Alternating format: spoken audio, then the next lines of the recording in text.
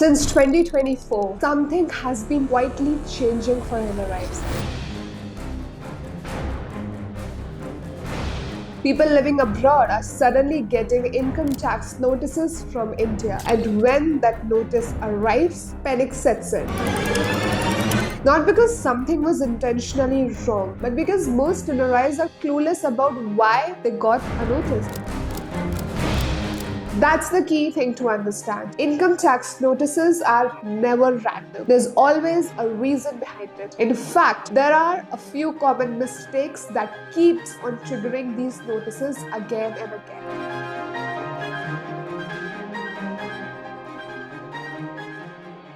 Namaste NRIs, welcome back to yet another video of Safe Taxes, and in this video we are going to walk you through the 5 reasons why NRIs receive income tax notices and exactly how to handle them step by step without letting the panic set in. Reason number 1. Failure to declare rental income. Many NRIs own residential or commercial properties that earn rent in India. This rental income is taxable under the Indian Income Tax Act and must be declared in the ITR if the total income exceeds rupees 2.5 lakh, which is the basic exemption limit. Some NRIs assume that because they live abroad, they do not need to file an ITR in India, while others believe that since the tenant has already deducted the TDS, the responsibility is already being taken care of. But the Income Tax Department thinks otherwise. The Indian ITD Department tracks your TDS filing. When a rental income is not reported correctly, the mismatch is detected and a notice is issued for non-compliance. Reason number 2. Undeclared interest income. We have observed that many NRIs are still holding their resident savings account, which is not permitted under the FEMA rules. Some NRIs are also maintaining large NRO fixed deposits even though they have NRE accounts. So the interest earned on resident savings account, NRO account or NRO fixed deposits is fully taxable in India, and NRI fails to declare this in their ITR. So if the TDS is deducted by the bank,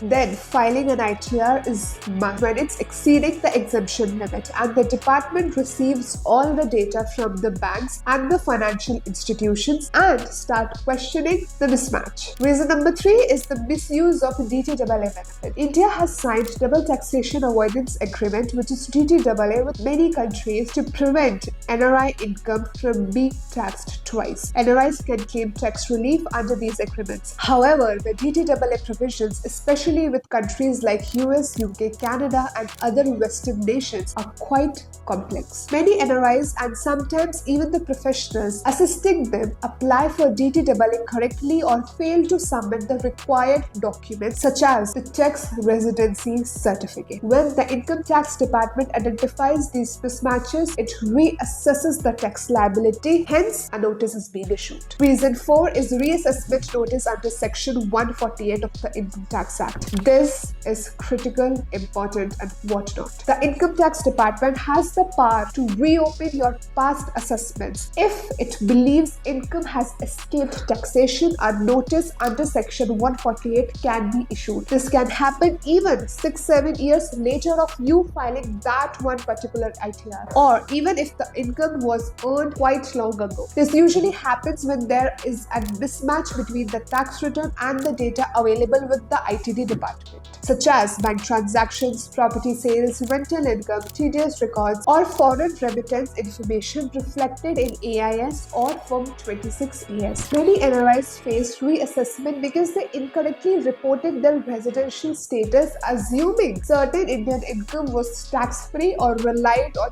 incomplete filings done years earlier. The problem becomes more severe when the notice arrives long after the transaction, as important documents and the proofs are often missing, making it difficult to explain or defend your case. If not handled properly and within the prescribed timeline, a Section 148 notice can result in additional tax demand, interest penalties and a prolonged litigation, making it one of the most critical compliance risks for NRIs. So please take care of this notice very mindfully. Reason number 5, is mismatch in residential status. Tax liability in India depends heavily on the residential status of the individual. Many NRI misclassify their status or forget to update their residential status after returning back to India. Hence, when high-value transactions exist, this mismatch raises a bright red flag. The department issues a notice to reassess the income and the status. Now, the question is, what to do if you receive a notice? Firstly, please don't panic. Secondly, never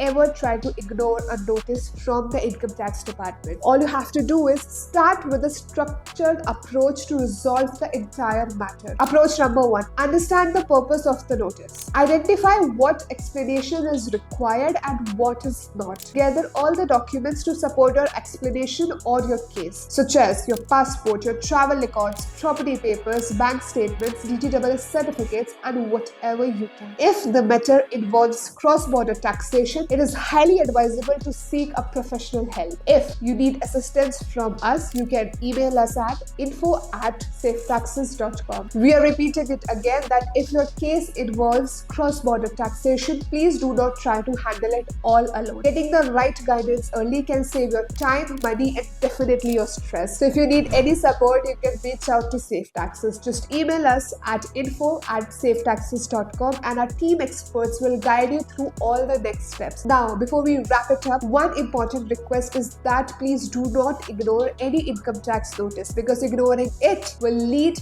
directly to penalties, interest being accumulated, and unnecessary legal complications later. And when you are living outside India, even a small delay can turn into a major headache anytime. So take action early, take the action right, get the clarity, and resolve the case the right way. That's all for today, and we will see you in the next video.